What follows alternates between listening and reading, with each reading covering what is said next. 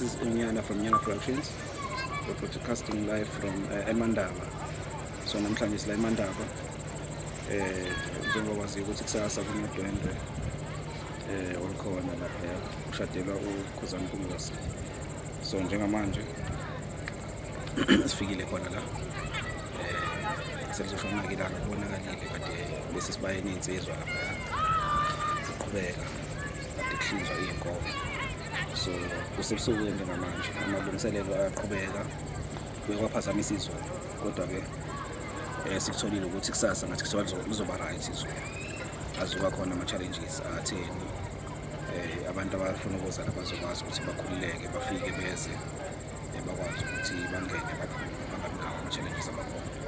So sikhumbulayo bafethu ukuthi umshado omhlophe-ke usube khona kuleli sonto esiphuma kulona ngoLwesihlanu nala sibone khona-ke okokuqala umama wakhona la ekhaya oyena ozoshada ashade nokwethu uKhuzani.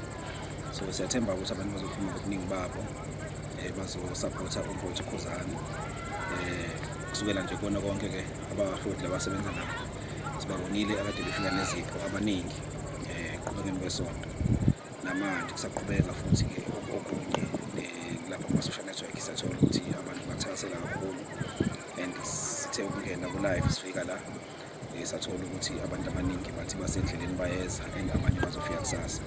Siyathemba ukuthi ayikho into ezoba i-challenge kusasa yonke into izohamba kahle bafowethu. Indawo nje sikuyona indawo yaseMandaba sithathe about 4 hours kusuka eMaritzburg ukuthi sifike la. Kuyindawo enabantu abaphilayo kakhulu nasendleleni nje mangaphuza indlela sitholile ukuthi hayi abanankinga bachazela abanye bafike sifike bekhona la abanye basekhona njengamanje abafowethu abasebenzayo bakhona bayasebenza ezansi kuzoba khona nje idili lomcimbi nekusasa kube khona nabaculi abazoba khona.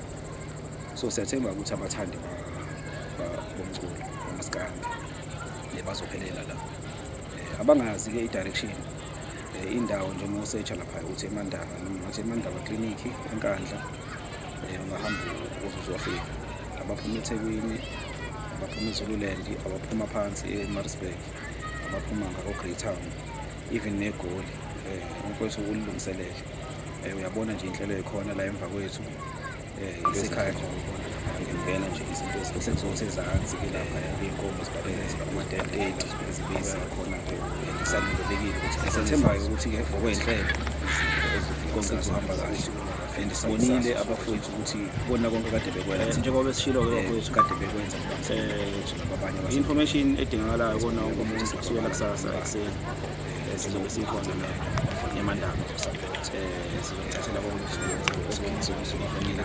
bazokushiya ukwazi ukubenza ngapha bafowethu basithatha lapho kodani bafike la eMandaba sithakasela kakhulu ngicabanga ukuthi kuningi okuhle sekwenzeka ukufika lo nje sukathi vele bafowethu umzimba ngavele ukhululekile into efana support uyitholile engikhuluma nje mangaphonsi into emva kwami. So sibalana sikho background abaleke isonto lonke ajasibona kule ndlela nje sicela ukuthi yonke into ihambe kahle mfowethu nomsupport siyabonga kakhulu.